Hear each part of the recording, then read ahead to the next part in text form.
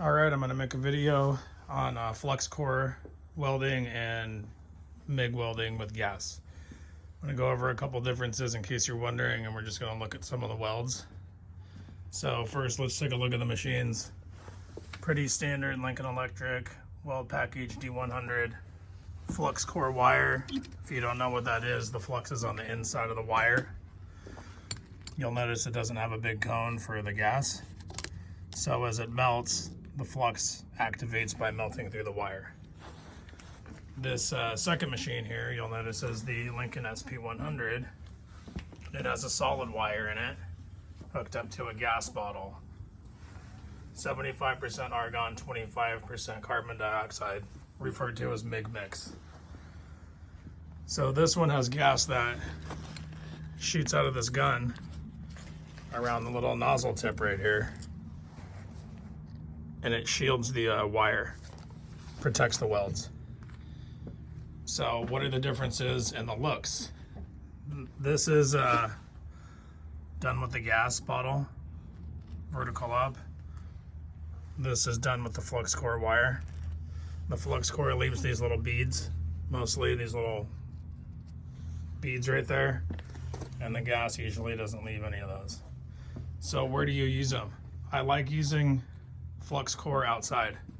I think it's better when there isn't when there's wind, first of all, because when you're outside, the gas gets blown around out of the nozzle. Second of all, I don't think this type likes to weld in most all positions on dirty surfaces. I think the flux core is kind of like the arc welding of MIG welding. Kind of gets in there and gets some of the dirty work done. If you're getting in where old paint is and rust and everything else, that flux core seems to go over it pretty well.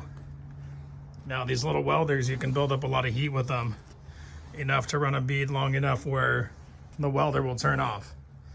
So what I'm doing is I'm running both.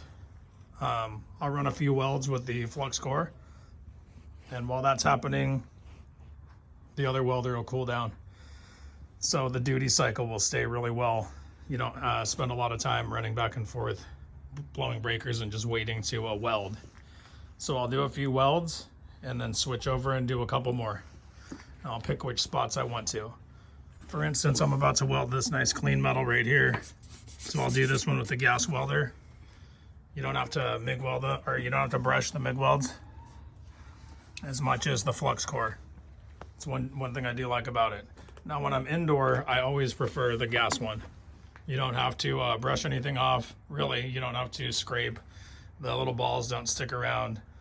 Really fast, clean, really good welds. Less sooty and everything else. So this is what one of the flux core looks like, polished. This is what one of the gas welds looks like, polished up. And this is what a flux core looks like without hitting it with the wire brush. So right after you weld it, you might have to chip some of the flux off, but you can also do this.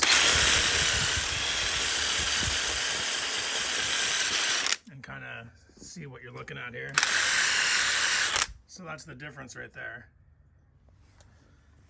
So it really is personal preference.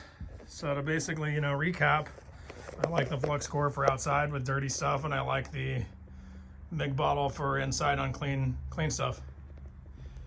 Hopefully that video helps you, and I'll be able to run continuous welds on these two small machines without overheating them or have any downtime.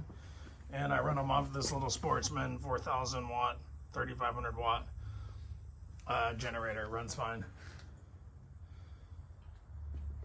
Anyway, that's the tips if you're wondering about flux core and MIG welding with the gas bottle. Hopefully you found the video helpful.